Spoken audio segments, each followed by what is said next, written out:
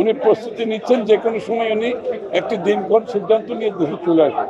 নির্দিষ্ট তারিখ তারেক রহমান সাহেব বলবেন না, উনি দ্রুত দেশে আসবেন। আসলে তো এই আলোচনাগুলো তো আমি মনে হয় সব রাজনৈতিক দলের সাথে নিশ্চয়ই করবেই। এত আগে আমার পক্ষে কমেন্ট করা ঠিক হবে না।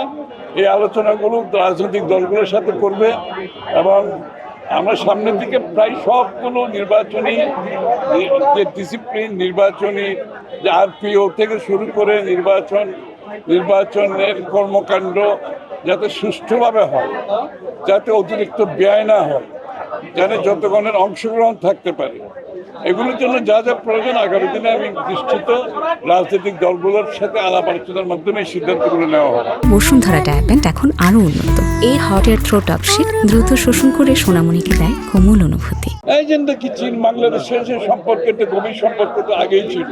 জিয়া রহমান সাহেব সেটা এস্টাবলিশ করে গেছেন, সেই সম্পর্ক এগিয়ে যাবে সামনের দিকে।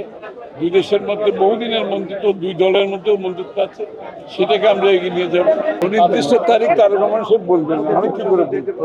তবে উনি দ্রুত দেশে আসবেন এবং ওনার প্রস্তুতি চলছে দেশে আসার।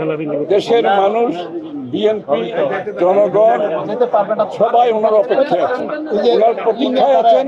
উনি সেটা ভালোভাবে বুঝেন, উনি প্রস্তুতি নিচ্ছেন, যে কোনো সময় উনি একটি দিনক্ষণ সিদ্ধান্ত নিয়ে দেশে চলে আসবেন।